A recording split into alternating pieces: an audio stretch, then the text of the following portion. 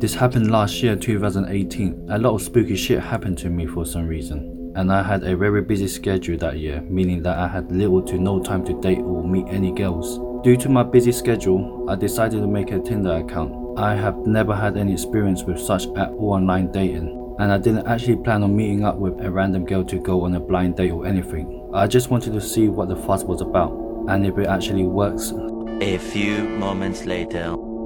So the app still being something new to me, I matched with this really pretty girl. She seemed short, light-skinned, and had a nice smile. Her account wasn't a catfish or any sort of fake profile. It seemed genuine and legit. Anyways, I know that I didn't actually want to hit off with any girl in this manner.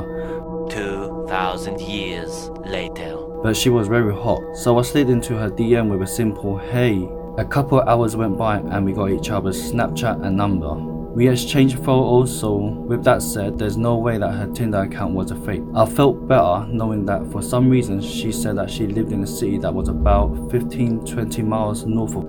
I had nothing planned the next day and neither did she, so we decided to meet up at her place the next day to mess around. The next day came by and we planned to meet up at around 10:30 PM. The neighbouring city where she's from was about a 30-40 minutes drive from my place, so around 9 PM ish. I decided to start driving over. As I'm driving over, I get a phone call from her telling me to instead go over at a later time, around the midnight.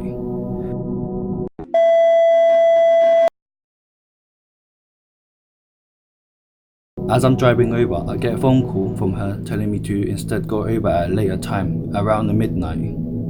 I didn't mind since I have friends who lived in her city, so I paid them a visit whilst I waited for her.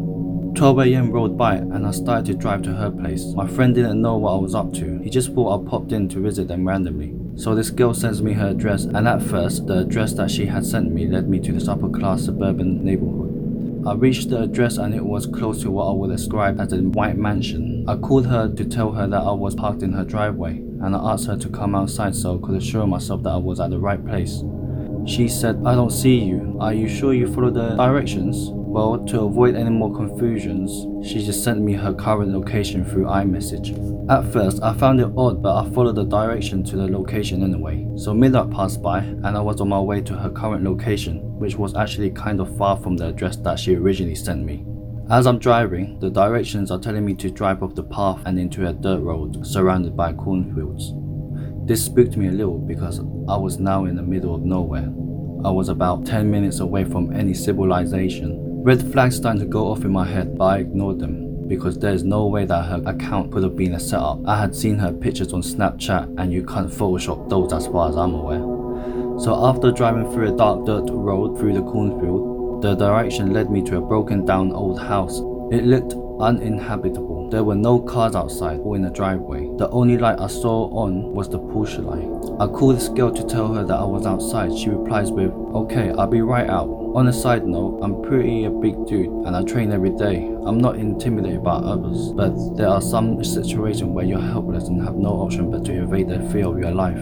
So, I'm waiting by my car and then I see this figure come out of the front door, and it was dressed like a nun. Black veils, long dress, and she's also holding a voodoo doll in her left hand. I was pretty spooked, but I thought it was just a prank. I gave it a few seconds for the cameras to pop out, but the person just stood there. I slowly started to realize that this wasn't a prank because of a few seconds later, I saw another figure in a similar black outfit peeking out the door and bushes. Suddenly one of them started to make a run towards me with a machete.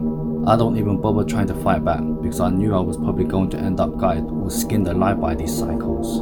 I immediately jumped in the car and floored it out. I then hear the gunshot a few seconds later behind me. I'm in my car screaming, praying with tears in my eyes because I was hoping to drive away with my life.